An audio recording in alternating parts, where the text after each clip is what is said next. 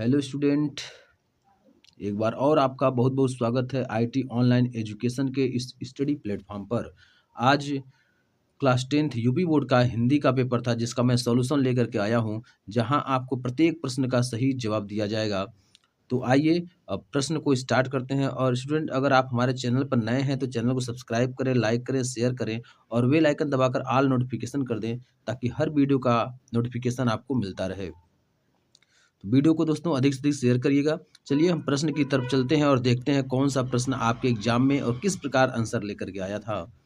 तो चलिए देखिए, यह मैं आपको आपके जानकारी के लिए मैं बता दूं, यहाँ जो आप देख रहे हैं इस पेपर का कोड है 801 BE। 801 BE का है, ठीक है। Class 10th UP board Hindi answer की। तो खंड अ बहुविकल्पी वस्तुनिष्ठ प्रश्न है जिसका जवाब आपको मिलेगा आंसर, ठीक है। चलिए तो हम प्रश्न को सॉल्व करते हैं और इसमें आप देखेंगे दिया है पहला नंबर प्रश्न, सरस्वती पत्रिका के संपादक हैं।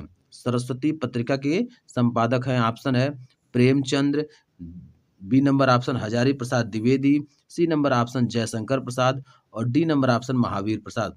तो सही उत्तर दोस्तों होगा Mahavir Prasad. D number option आपका सही होगा महावीर प्रसाद, यानी डी नंबर ऑप्शन आपका सही होगा महावीर प्रसाद, ठीक है। चलिए दूसरा नंबर प्रश्न देखते हैं, निर्मला किस विधा की रचना है। निर्मला किस विधा की रचना है। ऑप्शन आपके पास है निबंध, बी उपन्यास, सी जीवनी, डी आत्मकथा। तो सही उत्तर क्या होगा उपन्यास। जो निर्मला है वो एक उपन्यास है, ठीक है। चलिए अगला क्वेश्चन हम लोग देखते हैं, पंचपात्र के लेखक हैं। पंचपात्र के लेखक हैं, ऑप्शन आपके पास है जयशंकर प्रसाद, रामचंद्र शुक्ल, पदुमलाल पुन्नालाल बख्शी और डी जयशंकर जयप्रकाश भारती, ठीक है। चलिए तो इसका सही उत्तर क्या होगा, यह आपका सही उत्तर होगा तीसरे नंबर प्रश्न का पदुमलाल पुन्नालाल बख्शी, ठीक है। सही उत्तर आपका सी नंबर ऑप्शन होगा, ठीक है। चलिए चलते हैं नेक्स्ट क्वेश्चन पर, अगले प्रश्न पर चलते हैं। तो देखेंगे 4 नंबर प्रश्न आपका दिया हुआ है, हिमालय की पुकार के लेखक हैं। हिमालय के पुकार के लेखक हैं, ऑप्शन है जयशंकर प्रसाद, भगवत शरण उपाध्याय, रामधारी सिंह दिनकर, जयप्रकाश भारती। तो सही उत्तर क्या होगा दोस्तों, डी नंबर जयप्रकाश भारती। जयप्रकाश भारती आपका सही उत्तर होगा, ठीक है। चलिए आप लोग मिलाते जाइएगा फटाफट और देखिए, खुद मूल्यांकन करिए कि आपने कितना प्रश्न सही किया है। उम्मीद है आप लोगों ने सारा प्रश्न सही किया होगा। चलिए अब प्रश्न अगला देखते हैं हम, 5 नंबर प्रश्न।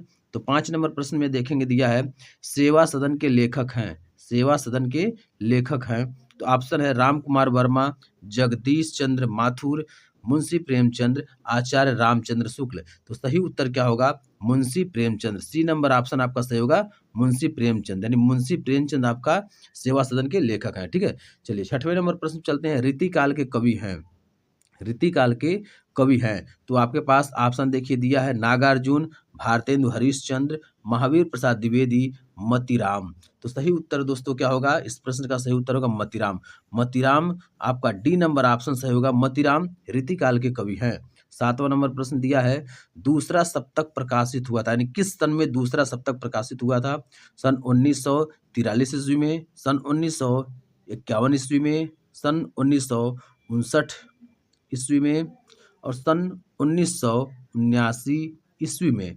तो सही उत्तर क्या होगा, बी नंबर ऑप्शन सही होगा 1951 ईस्वी में, यानी दूसरा सप्तक जो प्रकाशित हुआ था यह 1951 में प्रकाशित हुआ था, ठीक है। चलिए और हम लोग आगे और बढ़ते हैं और प्रश्न को देखते हैं। ये दिया हुआ है आपका, निहार के रचनाकार हैं। निहार के रचनाकार कौन है, सही उत्तर का जवाब दीजिए। तो ऑप्शन है आपके A number Mahadevi Verma, B number Dharamvir Bharati, C number Ram Naresh Tripathi और डी नंबर श्याम नारायण पांडे।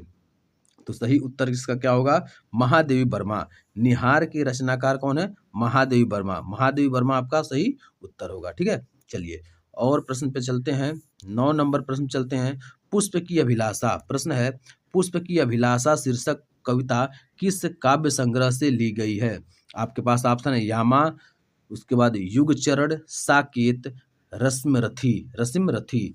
तो सही उत्तर क्या होगा, इसका जवाब देंगे युगचरण। युगचरण आपका बी नंबर ऑप्शन क्या होगा सही होगा। मिलाते जाइए स्टूडेंट, फटाफट मिलाते जाइए ताकि आप अपने खुद मूल्यांकन कर सकें कि आपने कितना प्रश्न सही किया है। 10 नंबर प्रश्न हम देखेंगे, छायावाद युग की मुख्य विशेषता है। छायावाद युग की मुख्य विशेषता 10 नंबर प्रश्न दिया है। ए नंबर युद्धों का सजीव वर्णन, भक्ति की प्रधानता, यथार्थ चित्रण, प्रकृति का मानवीकरण। तो सही उत्तर होगा इसमें दोस्तों प्रकृति का मानवीकरण। क्या होगा? प्रकृति का मानवीकरण। डी नंबर ऑप्शन आपका सही हो जाएगा। चलिए, करुण रस का स्थायी भाव है, यानी अब देखिए ये रस से प्रश्न बना हुआ है, यहाँ दिया हुआ है करुण रस का स्थायी भाव है। ए नंबर रति, बी नंबर हास, सी नंबर शोक और डी नंबर निर्वेद। तो सही उत्तर क्या होगा? इसका जवाब दीजिए, क्या होगा? सी, यानी शोक होगा। क्या होगा? शोक। यानी करुण रस का जो स्थायी भाव होता है वो शोक होता है। ठीक, चलिए अगला 12 नंबर प्रश्न दिया है, जहां उपमेय को उपमान पर सीधा आरोपित कर दिया जाता है तो वहां कौन सा अलंकार होता है? प्रश्न है, जहां उपमेय को उपमान पर सीधा आरोपित कर दिया जाता है तो वहां कौन सा अलंकार होता है? ऑप्शन आपके पास उपमा अलंकार, रूपक अलंकार, उत्प्रेक्षा अलंकार, अनुप्रास अलंकार। तो सही उत्तर होगा दोस्तों क्या? रूपक अलंकार आपका सही उत्तर हो जाएगा। यानी बी नंबर प्रश्न का सही उत्तर क्या होगा? रूपक अलंकार। ठीक है, चलिए अगले प्रश्न की ओर बढ़ते हैं और अगला प्रश्न हम लोग देखते हैं। 13 नंबर प्रश्न में देखेंगे दिया है सोरठा किस प्रकार का छंद है? क्या? सोरठा किस प्रकार का छंद है? ए नंबर ऑप्शन दिया अर्ध सम मात्रिक छंद, बी नंबर ऑप्शन दिया है सम मात्रिक छंद, सी नंबर दिया है विषम मात्रिक छंद और डी नंबर इनमें से कोई नहीं। तो सही उत्तर क्या होगा? इसका सही उत्तर आपका हो जाएगा अर्ध सम मात्रिक छंद। क्या होगा? अर्ध सम मात्रिक छंद। जो सोरठा होता है वो अर्ध सम मात्रिक छंद होता है। ए नंबर ऑप्शन आपका सही होगा। आगे देखेंगे दिया है 14 नंबर प्रश्न में निर्गुण शब्द में प्रयुक्त उपसर्ग है। निर्गुण शब्द में प्रयुक्त उपसर्ग है। ऑप्शन देखेंगे ए नी, फिर देखेंगे बी में गुड़, फिर नी और निर। तो सही उत्तर क्या होगा? अब आप बताइए। निर्गुण में उपसर्ग, उपसर्ग क्या होता है, उपसर्ग कहाँ जुड़ता है, यह आपको पता होना चाहिए। तो इसका सही उत्तर क्या हो जाएगा? इसका सही उत्तर क्या हो जाएगा दोस्तों? फटाफट इसका जवाब दीजिए। इसका सही उत्तर होगा डी नंबर ऑप्शन आपका सही हो जाएगा। क्या? डी नंबर ऑप्शन आपका सही होगा नीर। डी नंबर ऑप्शन आपका सही हो क्या? नीर। अब देखिए ये 15 नंबर, नील कमल में कौन सा समास है? नील कमल में कौन सा समास है? ए नंबर ऑप्शन है द्विगु समास, बी नंबर है कर्मधारय समास, सी नंबर है तत्पुरुष समास और डी नंबर है बहुब्रीहि समास। तो सही उत्तर क्या होगा इसका? सही उत्तर आपका क्या होगा? फटाफट इसका जवाब देंगे। इसका सही उत्तर क्या हो जाएगा?